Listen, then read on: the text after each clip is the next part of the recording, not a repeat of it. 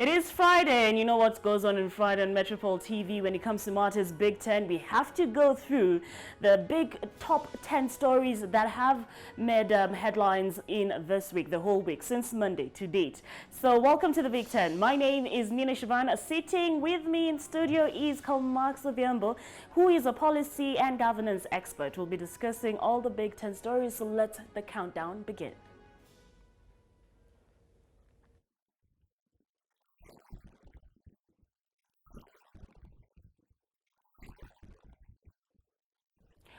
All right, so on Saturday, the 14th of September 2019, there was an attack on the globe's most essential commodity, and this is what I'm talking about. I'm talking about oil.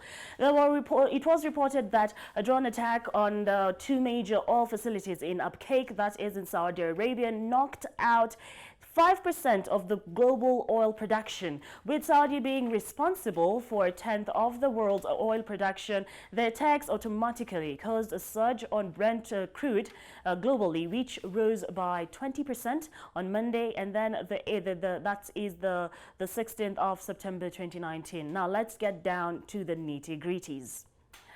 Houthi rebels from the Yemen came out to take responsibility for their attack, but the United States claims that the attacks had nothing to do with the Houthi rebels and everything to do with the long-time rivals Iran. Now, with the U.S. Secretary of State Mike Pompeo pointing out that, pointing the finger squarely at Tehran, saying that there was no evidence with unprecedented attack on the world's energy supply was launched from Yemen. Now, it needs to be pointed out that this attack is considered to be the biggest interruption in the oil production after the 1978-1979 Iranian Revolution, which affected about 5.6 billion barrels a day production. This current one that happened last week, or rather last week on Saturday, affected 5.7 million barrels of per day production. So clearly the largest in history. So according to Energy and Petroleum Regulatory Authority in Kenya, the fuel prices went up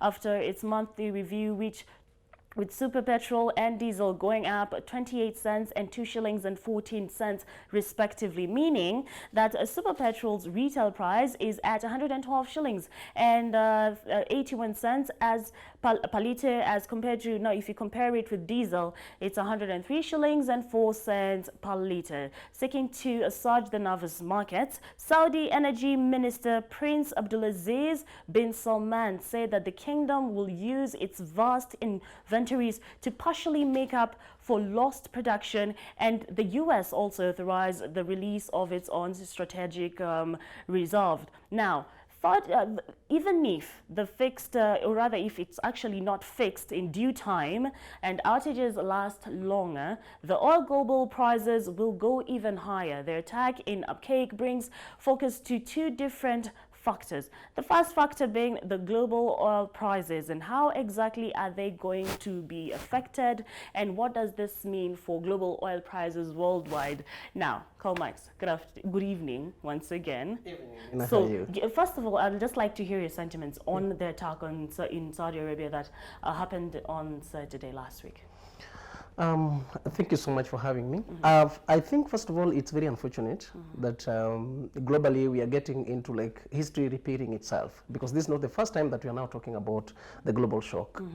But again, we need to understand that immediately there is oil price hike. Definitely, this will also result into the gasoline price increase. Of course. That in turn will also affect the costs of the households and also the businesses. But more importantly, I think it is high time again we need to understand that the price increase of the oil will also come to affect us directly, because this will get direct to the transportation, it will get to the manufacturing sectors, it will get to the heating. So it's not something that can be written off, and it is not something that will go away soon. But I also think that we need to be, as globally, we need to be very flexible with the market labor market, so that in case of this, then the fluctuations or maybe the hike of prices cannot always be affected within one line. Saudi Arabia have promised to rebound. Do you think this shall be done with immediate effect? Basically, it won't be that easy. Yeah. Yeah, it might be sent as some appeasing sentences or maybe consoling sentiments to make people feel that everything is gonna be right.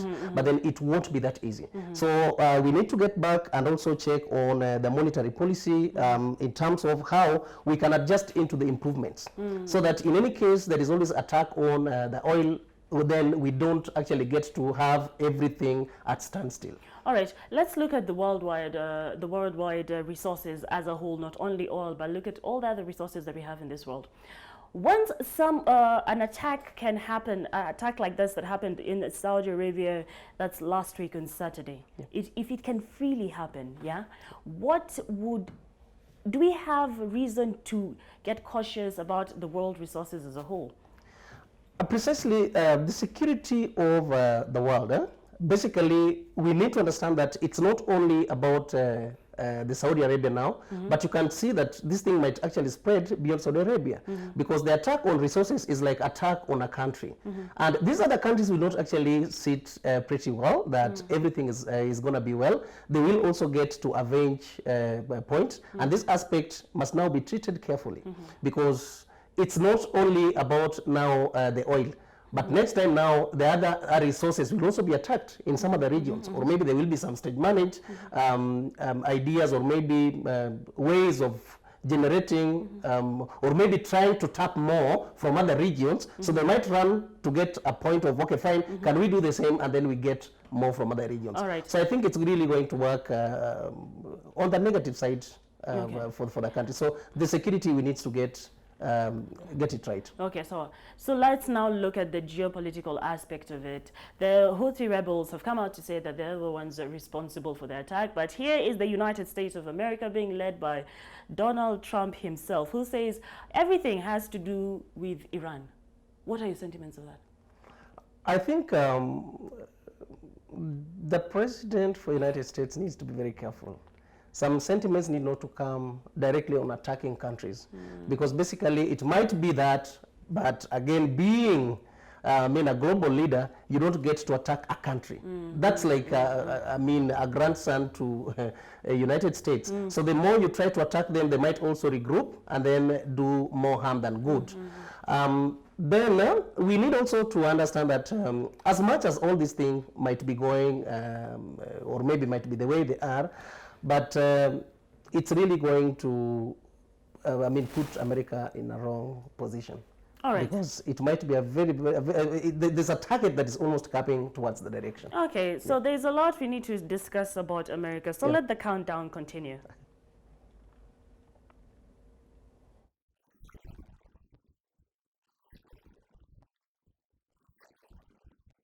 So the major rate decisions have been made, as the Federal Reserve announced on Wednesday that it would cut interest rates, and this is the second time in many months.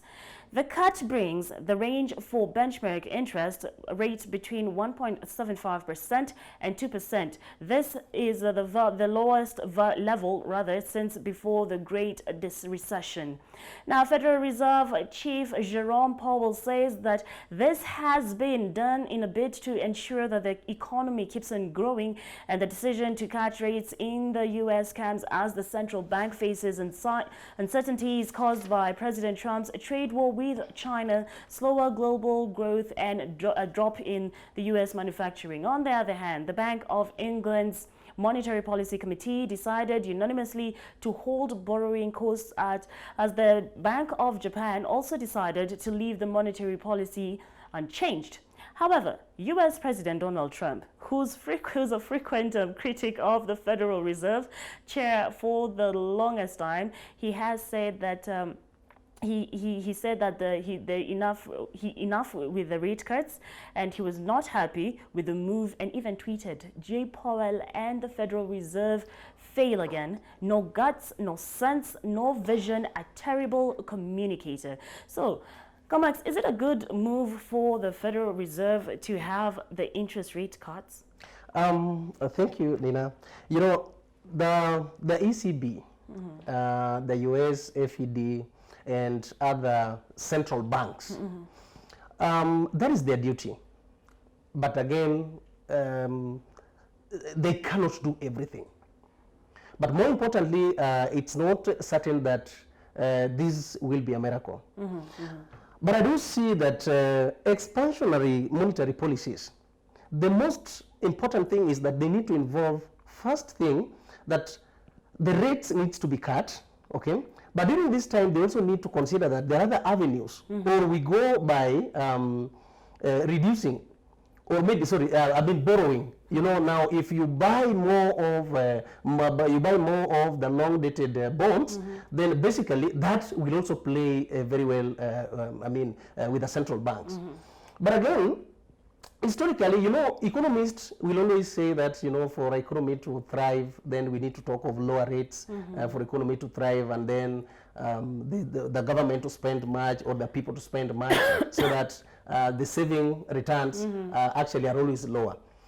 But again, on as a policy expert, I think we need to say enough is enough, because if we get to a level whereby it will be more of the cuts, then basically we are not going to meet the target.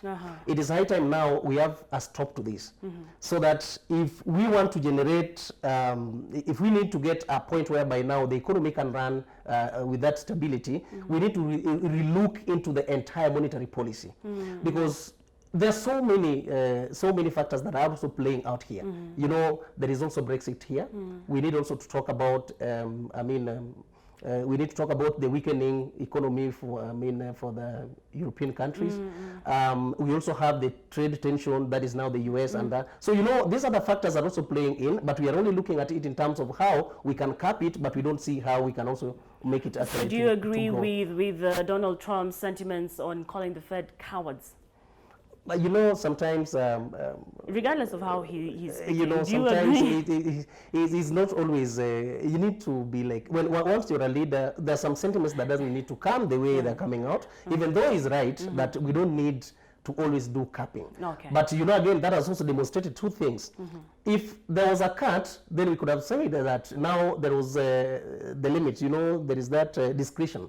Now the discretion limit has now been reached, but then the rule has been neglected. All right. Yeah. Let our countdown continue.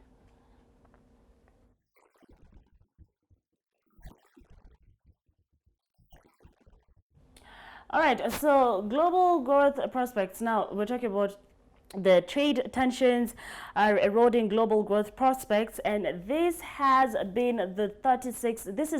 This has been seen by the 36th member Organization for Economic Cooperation and Development, OECD, and the cut at its global growth forecast for this year to 2.9% from 3.2%, as the prognosis for 2020 was lowered to 3% from 3.4%. Now, just to look at the world's largest economies.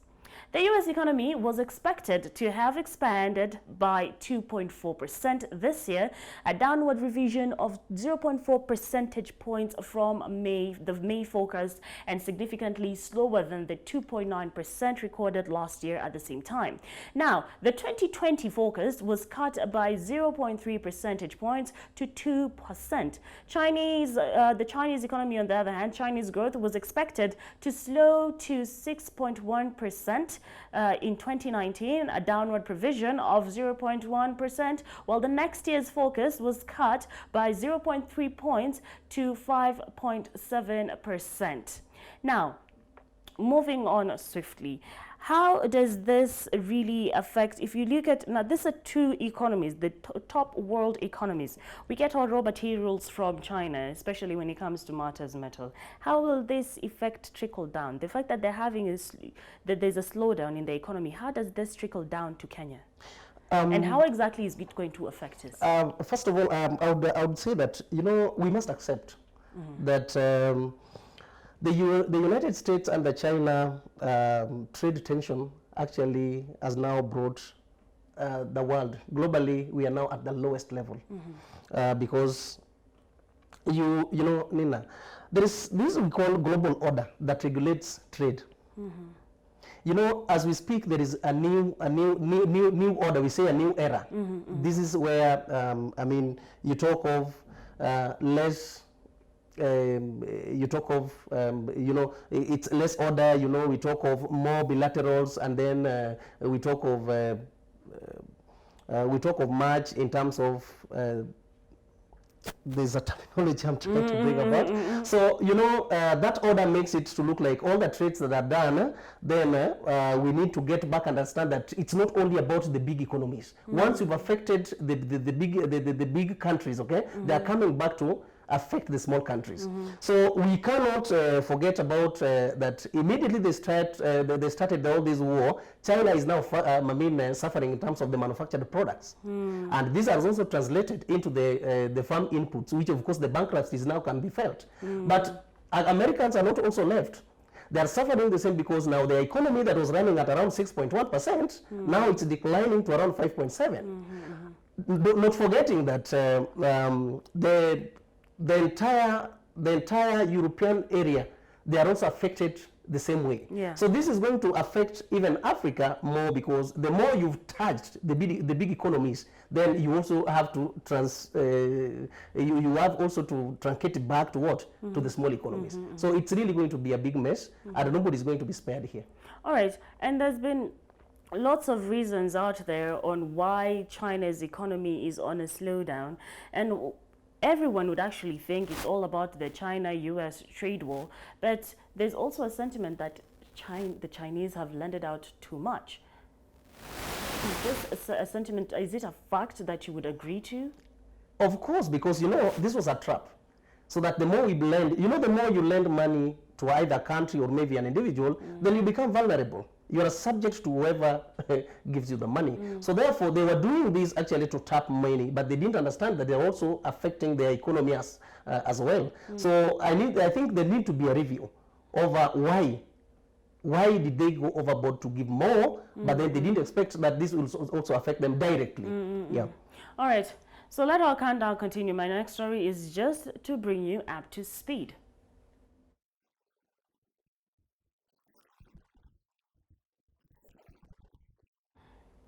So the Renaissance Capital Investment Bank this week had their 4th annual East Africa Investor Conference in Nairobi, Kenya.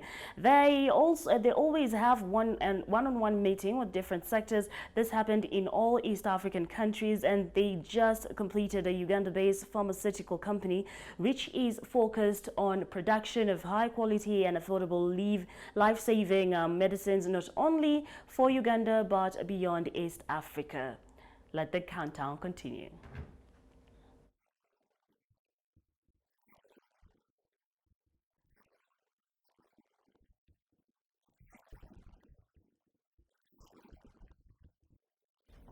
All right, so African countries have been challenged to make more investments in improving air transport infrastructure, their aviation policies, and manpower. Mohammed Ali Al-Bakri, who is the International Air Travel Association's Regional Vice President for Africa and the Middle East, has said that Africa has performed dismally in the aviation space, accounting for only 2% of air travelers traveling, or rather in the whole world, and this is its weak support to aviation. Mohammed has also said, or rather, however, he said that the Single Africa Air Transport Agreement has the potential to open up the African aviation market both regionally and internationally.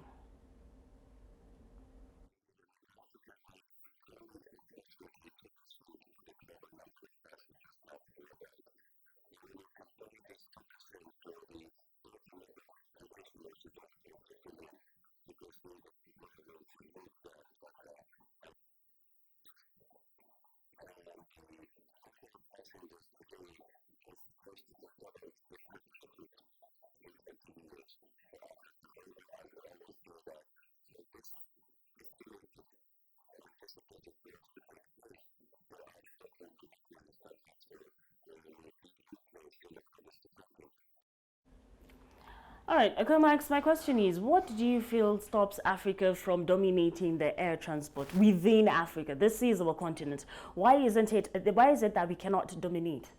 It's our space. One thing that we need to agree, we've refused to realize the value of aviation within respective countries, individual countries.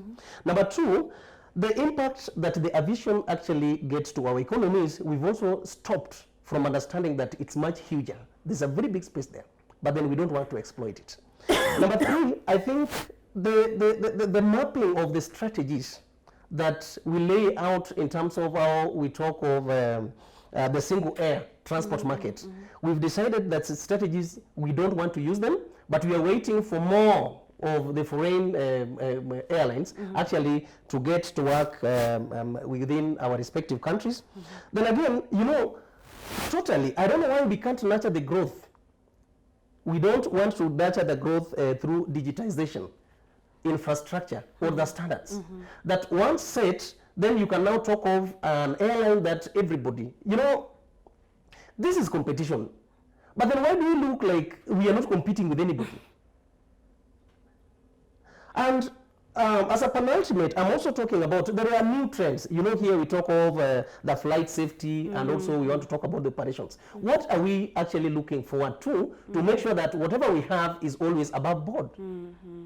So these are the things that now we need to counter and we need to recheck. Because we were actually talking about nationalizing the national carrier, right? Which we are going to talk about in just a bit, all right? Yeah. Which we are just going to talk about in just a bit. Let's take a very quick break, and we shall be back with more of the Big 10.